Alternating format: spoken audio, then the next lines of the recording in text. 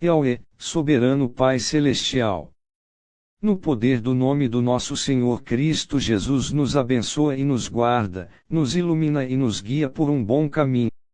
Aleluia, amém. Estudo bíblico, João 21 verso 21. Aqui está um estudo bíblico sobre João 21, seguindo as diretrizes fornecidas.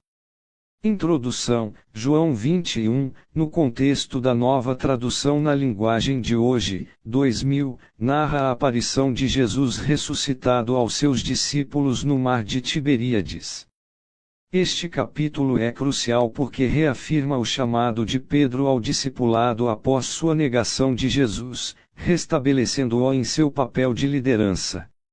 A pesca milagrosa, a refeição compartilhada e o diálogo subsequente entre Jesus e Pedro preparam o terreno para o questionamento de Pedro sobre o destino do discípulo que Jesus amava. A pergunta de Pedro, apresentada em João 21, revela uma tendência humana de comparar-se com os outros e de se preocupar com o plano de Deus para a vida de outrem. Contexto histórico. O capítulo se passa na Galileia, um local significativo para os discípulos, pois muitos haviam sido chamados ali inicialmente. O retorno à pesca simboliza um retorno a uma vida anterior, possivelmente de incerteza e falta de direção após a crucificação. A aparição de Jesus e a pesca milagrosa lembram os discípulos do seu poder e de sua provisão. A fogueira com peixes e pão, preparada por Jesus, evoca a comunhão e o sustento espiritual que ele oferece.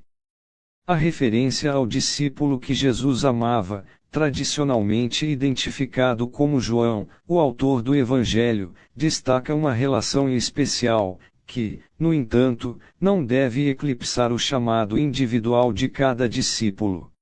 A pergunta de Pedro surge nesse cenário de restauração e reafirmação do discipulado, mas também de possível insegurança sobre seu próprio futuro e papel. Interpretação: a pergunta de Pedro em João 21, o que diz, Senhor, a respeito deste aqui, revela uma curiosidade sobre o futuro de João e, possivelmente, uma preocupação com o seu próprio destino em comparação. A resposta de Jesus é direta: se eu quiser que ele viva até que eu volte, o que é que você tem com isso? Venha comigo. João 21:22. Esta resposta enfatiza a soberania de Deus e a importância de cada indivíduo focar em seu próprio chamado e discipulado. A teologia protestante, com sua ênfase na graça individual e na responsabilidade pessoal diante de Deus, interpreta esta passagem como um chamado à obediência e à fidelidade ao chamado específico que Deus tem para cada crente, independentemente do plano de Deus para outros. Não devemos nos distrair comparando nossas vidas ou chamados com os dos outros, mas sim seguir Jesus com diligência. O plano de Deus para Pedro é claro: ele deve seguir Jesus, João 21:19. A preocupação com o futuro de João é uma distração desnecessária. O foco deve estar em amar a Jesus e cuidar do seu rebanho, João 21 versos 15 ao 17. Para os crentes contemporâneos, essa passagem serve como um lembrete para evitar a inveja, a comparação e a especulação sobre o plano de Deus para outros, concentrando-nos, em vez disso, em nossa própria jornada de fé e em seguir a Cristo fielmente. O discipulado autêntico requer confiança na soberania de Deus e obediência ao seu chamado, sem se distrair com a vida ou o futuro dos outros.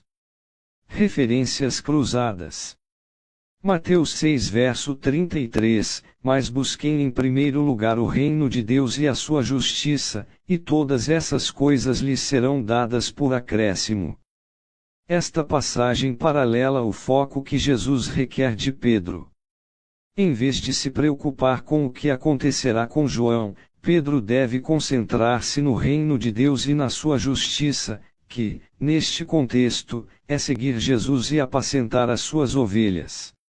Assim como Mateus 6,33.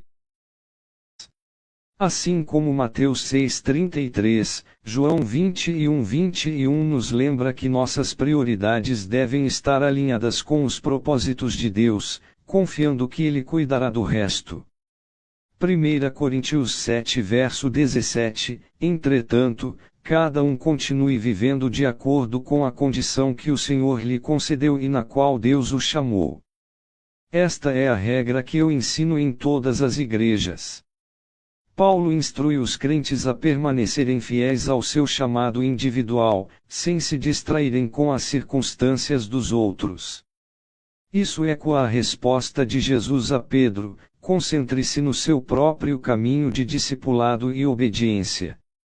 Assim como em João 21 e 1 Coríntios 7 enfatiza a importância de viver a vida que Deus nos deu, aproveitando ao máximo as oportunidades e os dons que Ele nos concedeu, em vez de nos compararmos ou nos preocuparmos com os outros.